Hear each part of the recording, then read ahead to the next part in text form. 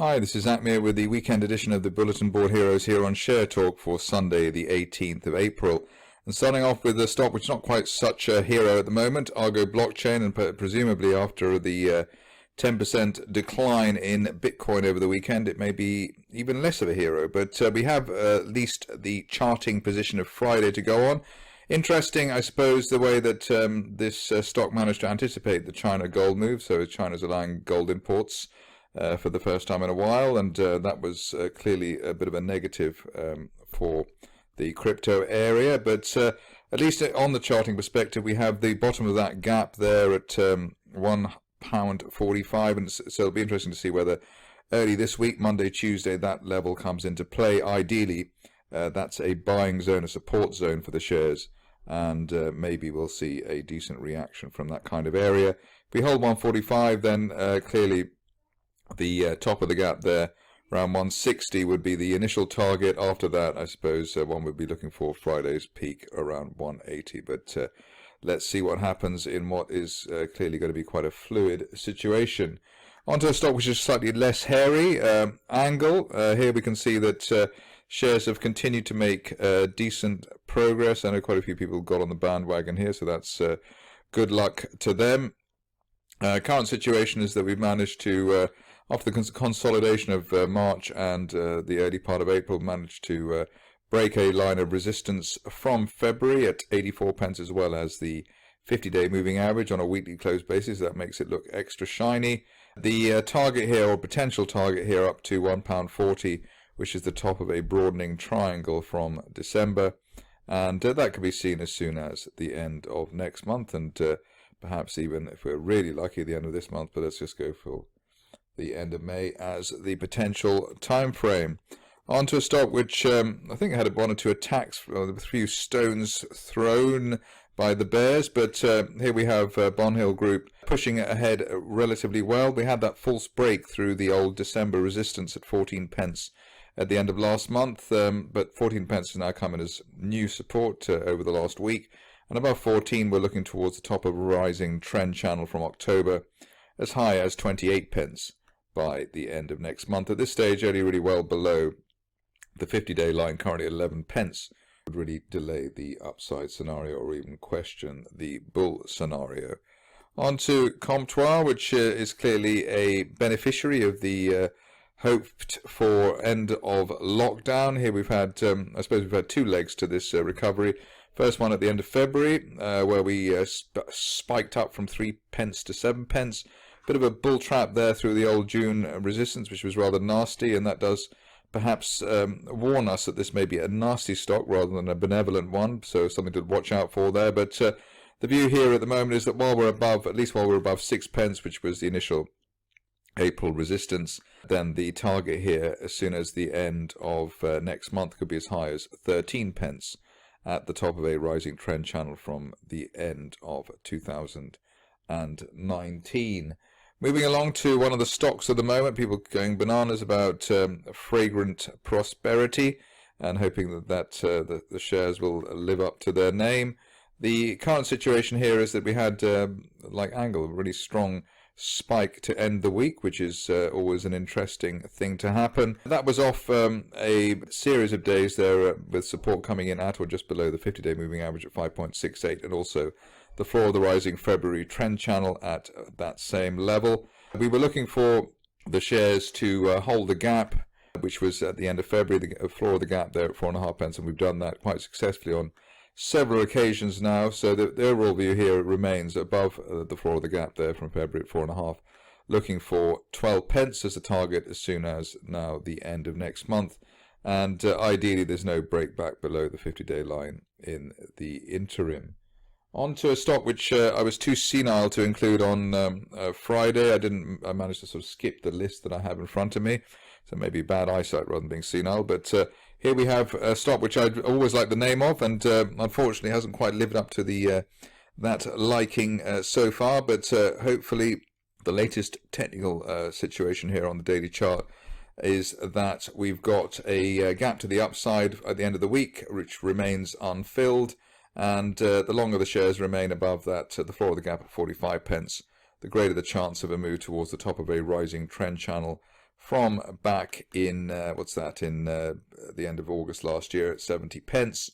And the time frame on that as soon as the end of next month. So let's see whether the latest gap for Infrastrata will actually get the shares on the move. We have to be mindful, though, of course, that we did actually have a false breakout in December.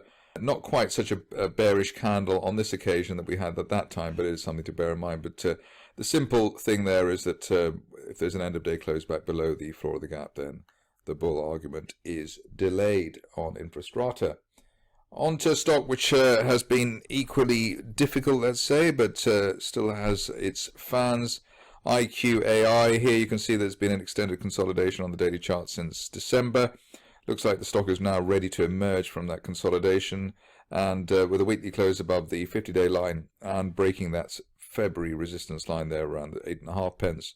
We should now head towards the top of the rising trend channel from the end of December, as high as 15 pence by the end of next month. At this stage, only back below the 200-day moving average at 7.44 pence, but it seems rather unlikely it would really cancel the upside scenario on IQAI. Onto a stock which has been slightly frustrating, let's say, with the various stages to promised land. Current situation is that we will come off the back of a spike towards 0.5 pence for Oilex, and the good news, I suppose, to date is that new support around 0.27 has come in above old resistance around the 0.23 level, so that is nice and that is helpful. The next sort of technical trigger here would be an end-of-day close about 0.31, which is that April resistance line, and that would then suggest that we're going to retest 0.5 pence, so maybe that's something to wait for. But the longer the shares remain above 0.23, the more bullish we would get about this particular situation. Onto a stock which has been in a consolidation for quite some time, but it looks as though the shares are finally on their way. That's said on the basis of the last couple of candles there, very hammerish especially on the Friday one, and a decent end of day close well above previous April resistance on Thursday.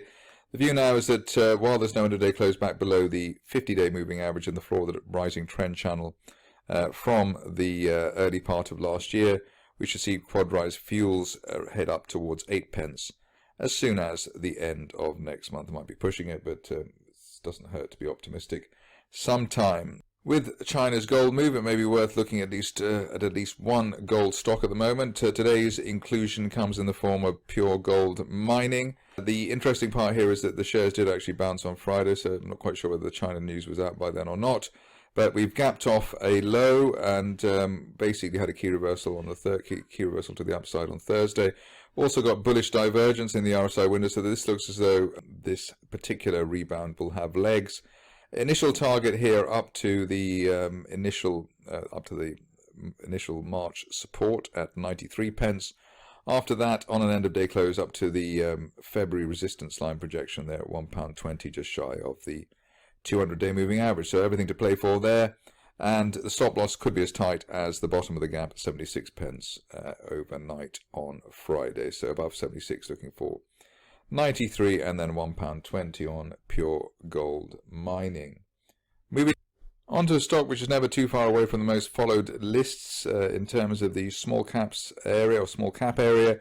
Here we've got Premier African, which a bit like Oilex, we had the spike, but the retracement has been still well above pre-spike resistance. That was at 0.1 pence, so it would have been rather painful to come back that far. But we have actually remained above the 50-day moving average at 0.16, let's call it above that. We're looking for at least a retest of the 0.25, 0.3 area, and hopefully a test of the 0.5 zone sometime by the end of next month, if we can get a pretty swift end of day close above the 0.27 level, which is the present April intraday high. Onto a stock which has been probably one of the more painful trading situations, near-term trading situations, comes in the form of Ridgecrest. We had, I suppose the good part here was the gap fill, and then we rallied up to 3.5 pence, so that was a nice bit.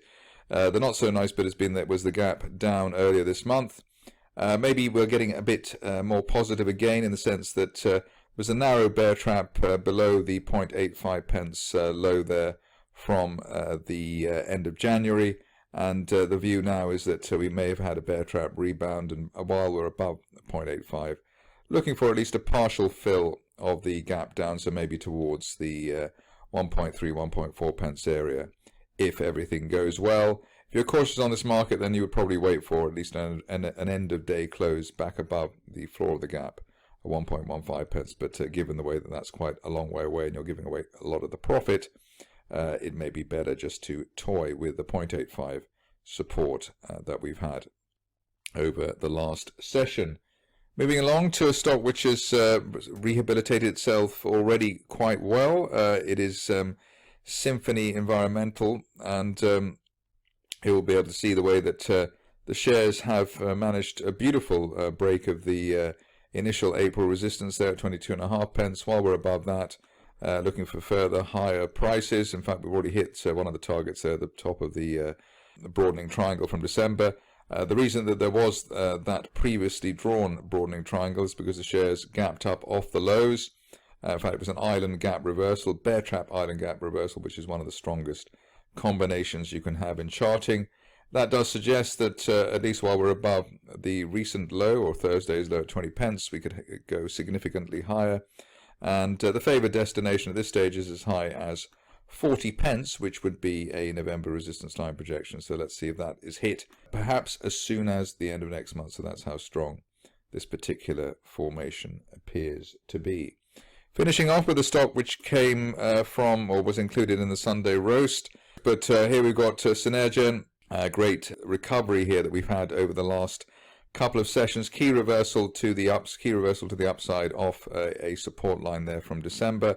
And that should be enough to take the shares back up on a journey to return to 220, 230 at the top of a rising trend channel from November. If you don't believe me, maybe wait for an end of day close above the 200-day line at £1.58. But with that key reversal to the upside off support, looks as though the shares have done enough to deliver a near-term move to the upside.